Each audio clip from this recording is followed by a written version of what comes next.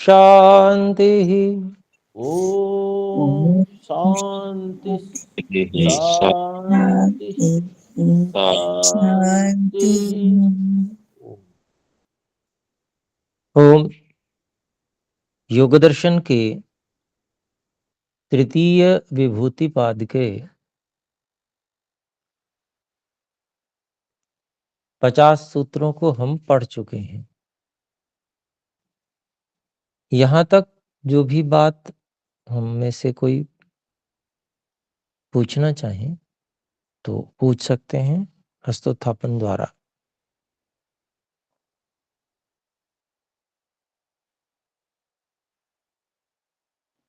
जी, तो कोई प्रश्न नहीं है तो हम आगे बढ़ सकते हैं। आइए हम 51वें सूत्र को देखते हैं। 51वां सूत्र है स्थान्युपनिमंत्रणे संगस्मयाकरणम पुनरनिष्ट प्रसंगात। स्थानी उपनिमंत्रणे संग स्मय अकरणम पुनः अनिष्ट प्रसंगात। अभिप्राय हुआ स्थानी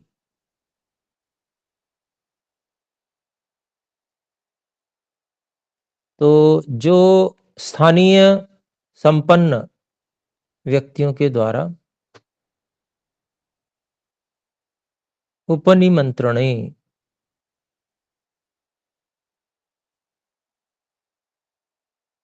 निमंत्रण दिए जाने पर किनको, जिनकी यहाँ पर चर्चा चल रही है योगियों की, अर्थात जो स्थानीय संपन्न व्यक्ति हैं उनके द्वारा धार्मिक विद्वान योगी आदि को भोगों का निमंत्रण दिए जाने पर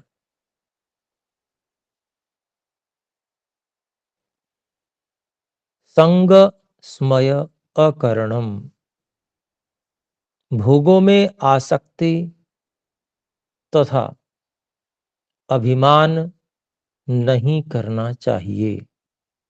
अकरणम क्यों नहीं करना चाहिए तो उसका कारण दे रहे हैं पुनरअनिष्ट प्रसंगात। पुनः अनिष्ट प्रसंगात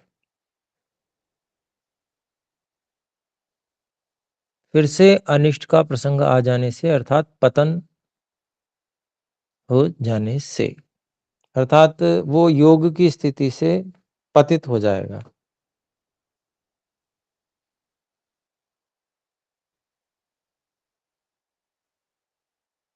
इसका मतलब ये है कि अपर वैराग्य, छोटा वाला वैराग्य उसको छोड़ दें। ऊंचा वाला वैराग्य जो है, जिसकी बात हम कर रहे हैं कि बुद्धि से भी विरक्त हो जाता है व्यक्ति, जो पिछले सूत्र में हमने पढ़ा, वहां तक भी पहुंचने के बाद में पतन की संभावना है, जिसको कहा जाता है सावधानी हटी दुर्घटना घटी। और फिर से वहीं का वहीं, मतलब जिसको सांप सीढ़ी का खेल कहते हैं, कि वो जो 98 पे बैठा हुआ सांप होता है, तो अगर वहां पर वो जो खेल आपने सांप सीढ़ी का सुना होगा या खेला भी होगा बचपन में, कि वो 100 की गिनती तक पूरी करनी होती है तो पार हो जाता है व्यक्ति, लेकिन 98 पे एक सांप होता है, अगर वहां पर अंक आ गया आपका तो वो सीधा बिल्कुल 2 3 4 कहीं पर पहुंचा देता है। तो वैसे ही पतन की स्थिति होती है।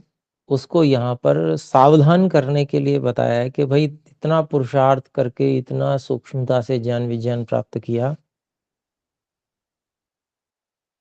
परंतु उसका ऐसा अभ्यास नहीं किया कि जिससे उसकी निरंतरता बन सके,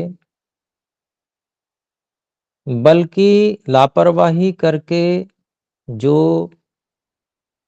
एक विशेषता आ जाती है व्यक्ति के अंदर, उससे जो स्थानीय लोग हैं वो संपन्न लोग हैं वो आकर्षित होते हैं, वो समझते हैं कि भाई ये तो बहुत,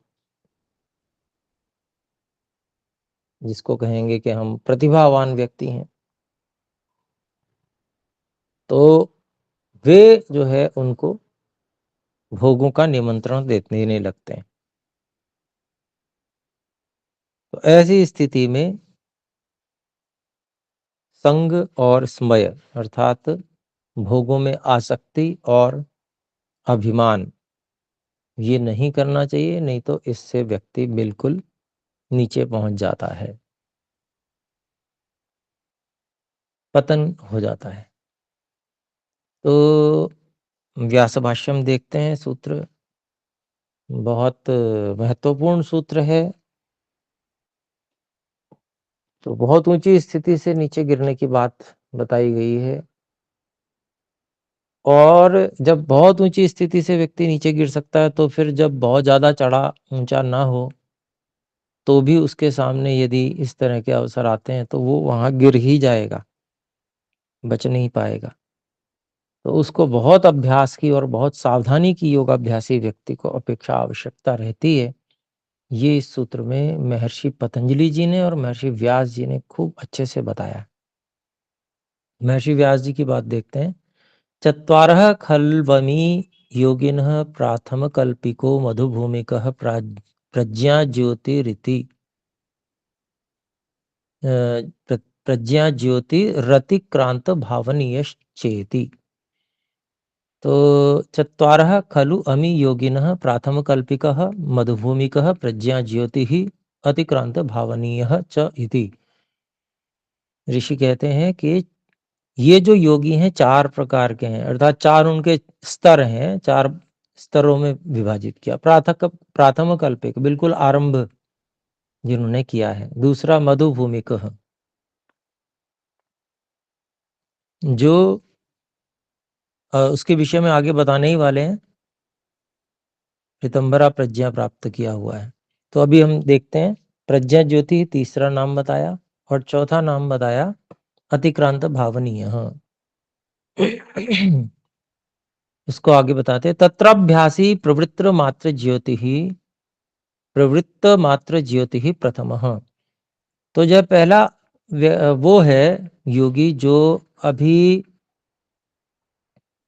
जिसकी योग में अभी प्रवृत्ति मात्र हुई है, ऐसा जो योगाभ्यासी है। दूसरा ऋतंभरा प्रज्ञो द्वितीय।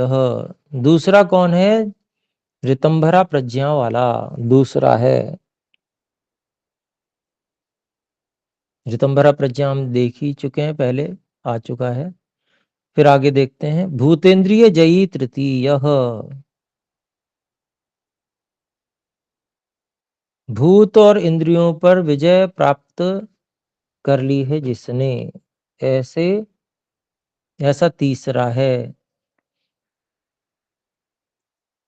और इसने इसकी विशेषता बता रहे हैं, सर्वेषु भावितेषु भावनीयेषु कृत रक्षा बंध कर्तव्य साधनादि मान। तो सभी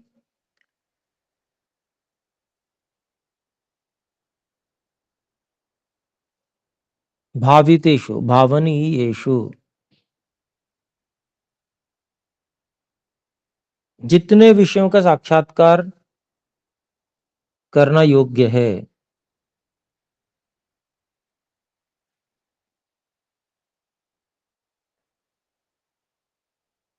और जितनों पे उसने साक्षात्कार जितनों का किया हुआ है। भावितेषु का मतलब जिसमें उसने संयम करके साक्षात्कार प्राप्त कर लिया है, सभी में।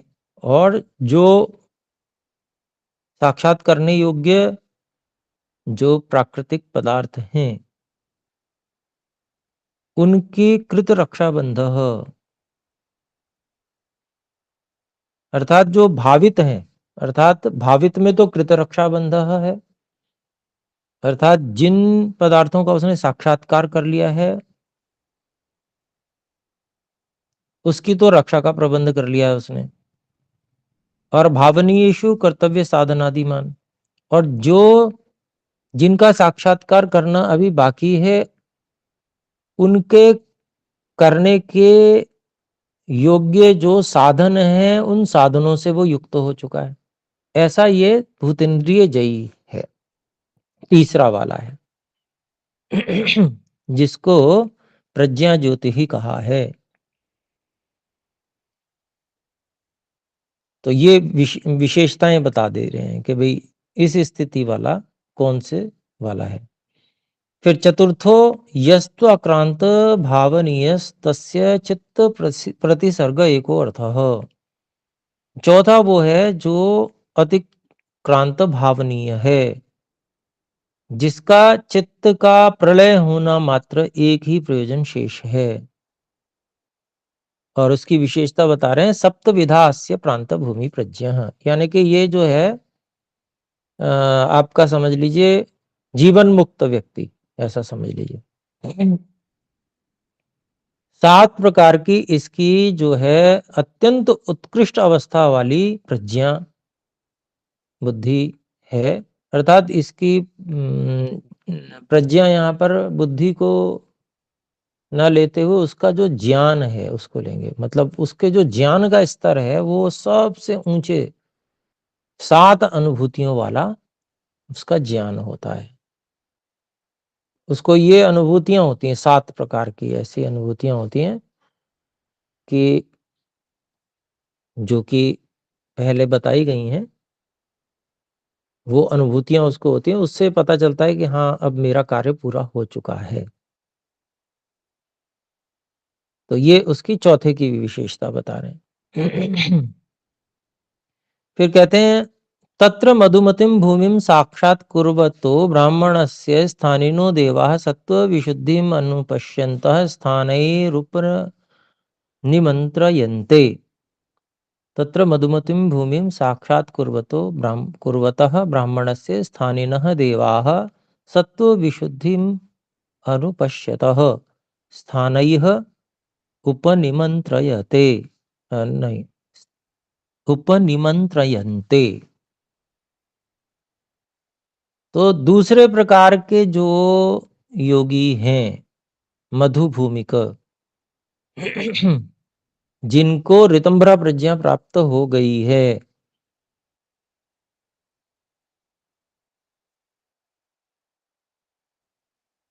इनके विषय में कह रहे हैं।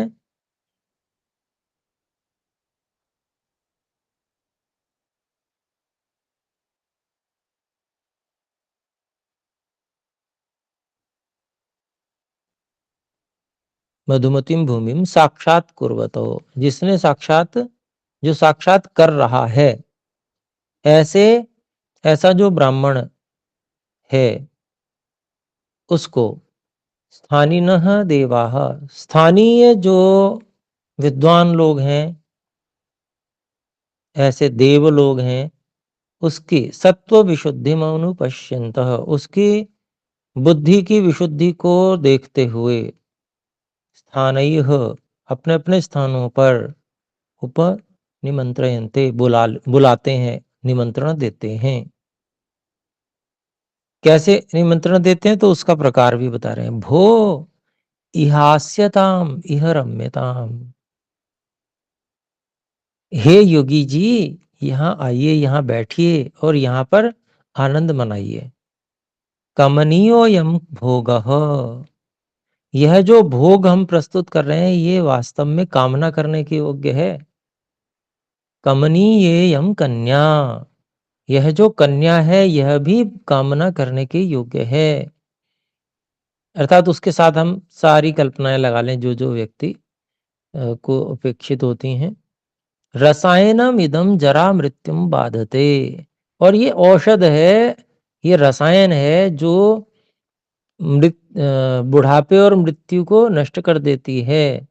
जैसा कि हम आयुर्वेद में भी रसायन अध्याय पढ़ रहे हैं तो वो सब उन्होंने तैयार करके रखे हुए होते हैं। कितने पुरुषार्थ साध्य हैं हमने उसमें देखा था।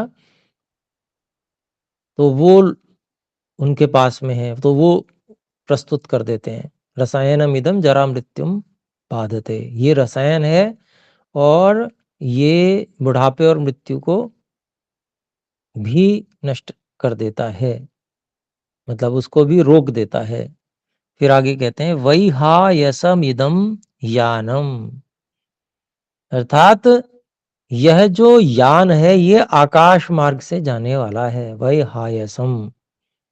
फिर कहते हैं अमी कल्पद्रुमाः, ये जो है कल्पद्रुम है, अर्थात इच्छा करने से, ऐसे वृक्ष हैं जो इच्छा करने से फल देते हैं। फिर आगे कहते हैं पुण्या मंदाकिनी, तो ये जो बहुत जो नदी है ये बहुत पुण्यशाली है, बहुत अच्छी है, यहाँ पर इसका जल जो है अमृत के तुल्य है, इत्यादि इस तरह की प्रशंसाएं करते हैं। फिर सिद्धा महर्षय, यहाँ पर जो हमारे पास में जो ऋषि महर्षि रहते हैं ना, ये सब देखो ये सिद्ध लोग हमारे साथ में रहते हैं।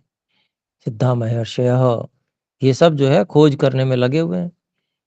फिर उत्तमा अनुकूला अप्सरसो अप्सरसः, तो कहेंगे जो ये जो है बहुत उत्तम और बिल्कुल अनुकूल रहने वाली अप्सराएं, सेविकाएं हैं।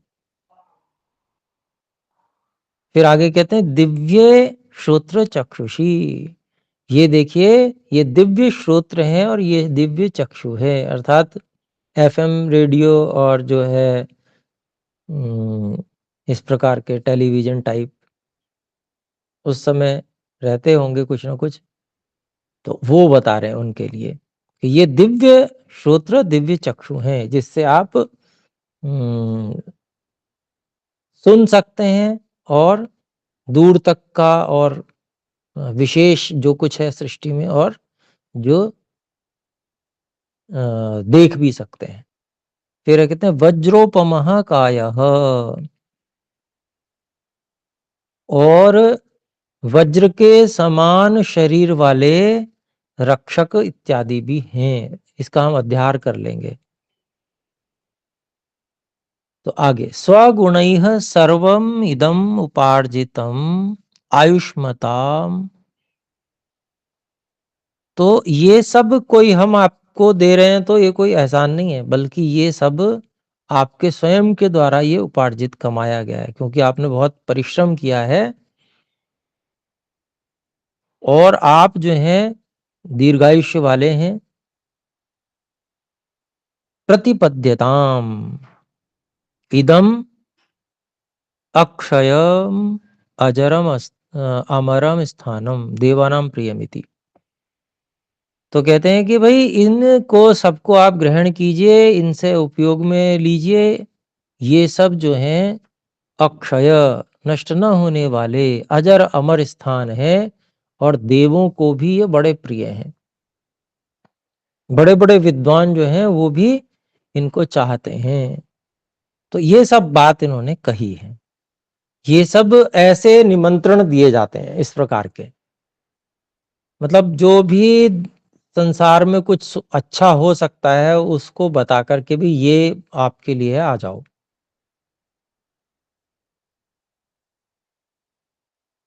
तो इस तरह से बुलाया जाता है। फिर आगे कहते हैं एवं अभिधीयमानः संग दोषान भावयेत, तो इस प्रकार से कहा जाता हुआ, निमंत्रित किया जाता हुआ, बुलाया जाता हुआ जो योगी है, संग दोषान भावयेत, आसक्ति के दोषों को समझे कि आसक्ति में कितने भयंकर दोष आएंगे, आसक्ति में अगर फंस गया तो देखिए ये दोनों स्थितियां हो सकती हैं। कोई ऐसा हो सकता है व्यक्ति जो जिसने बड़ी ऐश्वर्य देखे हो उसके बाद में वो वैराग्य को प्राप्त हुआ हो।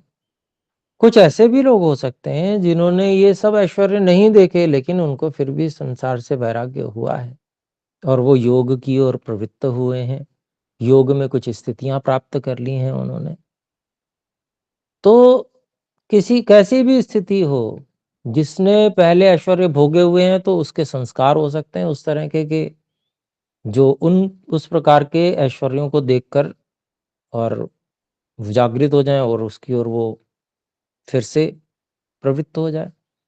और दूसरा, जो जिसने पहले वो ऐश्वर्य मान लीजिए उतने कभी भोगे नहीं इस जीवन में, तो उस कारण से वो आकर्षित हो सकता है कि अच्छा ऐसा भी होता है, इतना भी बढ़िया होता है, चलो एक बार इसको भी करके देखते हैं। तो ऐसा जो है, अगर व्यक्ति फंसता है आसक्ति में, तो उसको कह रहे हैं कि भाई इस प्रकार से निमंत्रण दिया जाता हुआ जो योगी है वो संग दोषान भावयेत, संग दोषों को, आसक्ति में जो दोष होते हैं उनको, उनकी भावना करे, उनको समझे, उनको मस्तिष्क में बिठाए।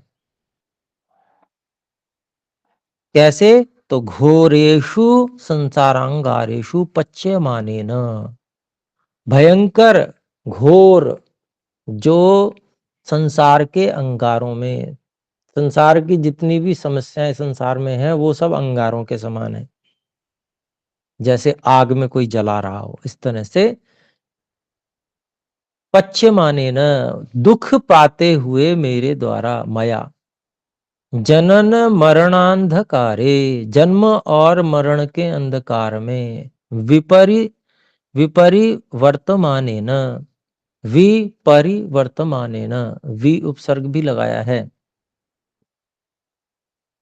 परि भी, सब ओर से,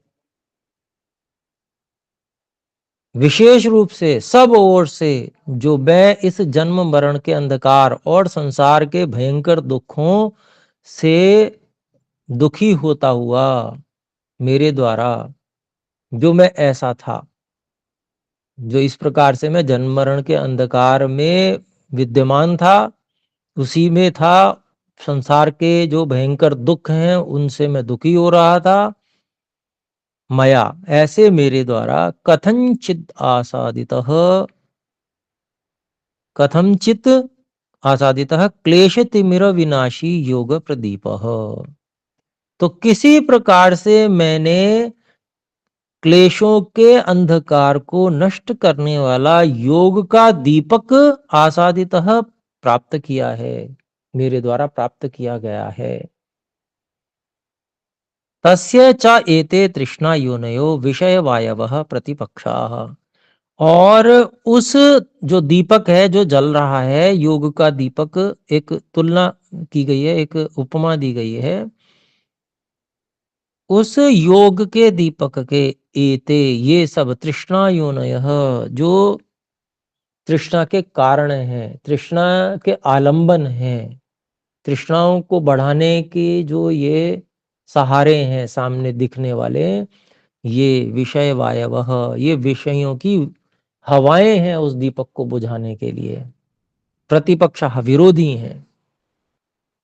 ये इस तरह से इसको समझना चाहिए, इस तरह से भावना करनी चाहिए कि भाई मैं तो इतना भयंकर जो है संसार के दुखों में कष्ट पा रहा था, जन्म मरण में फंसा हुआ था, किसी तरह से तो मुझको ये, और इन क्लेशों से छुटकारा दिलाने वाला, इनको नष्ट करने वाला ये योग का दीपक मुझे किसी तरह से प्राप्त हुआ है, ये प्रकाश दे रहा है मुझे।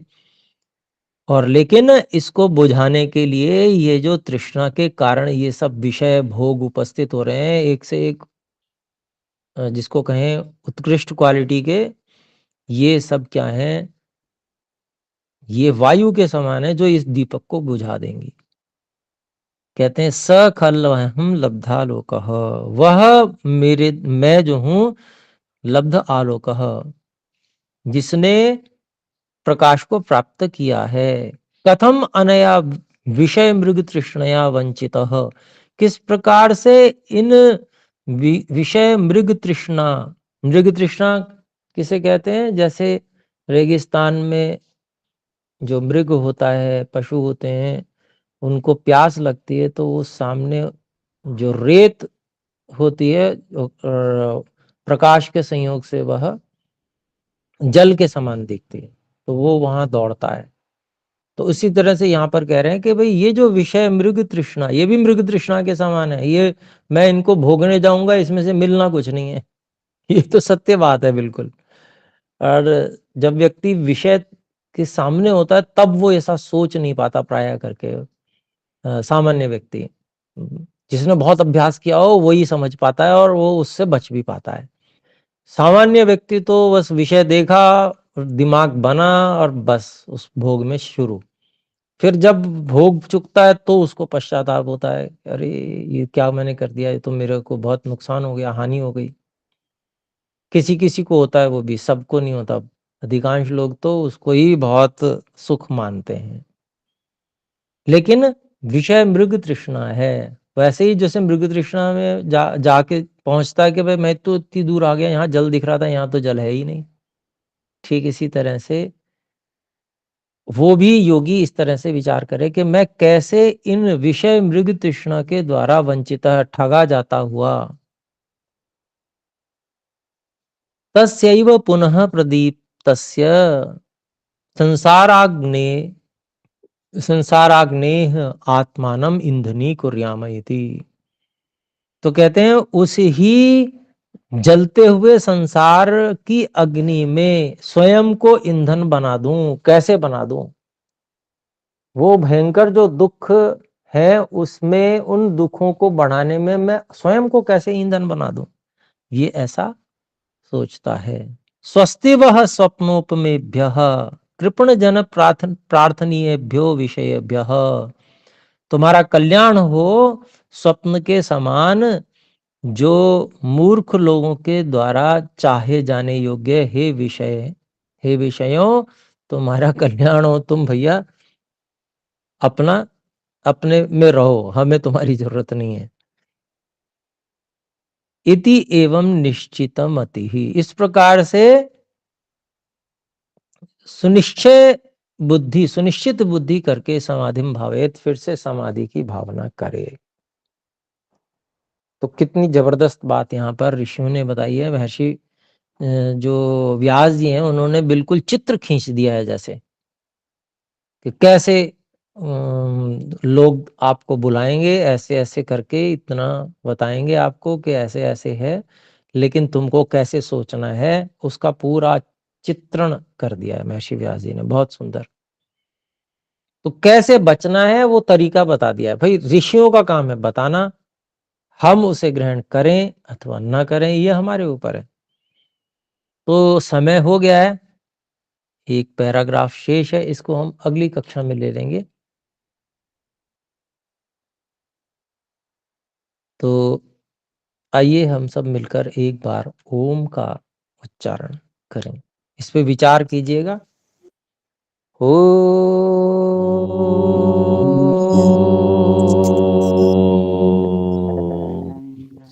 नमो नमो महोदय। सभी को सादर नमस्ते।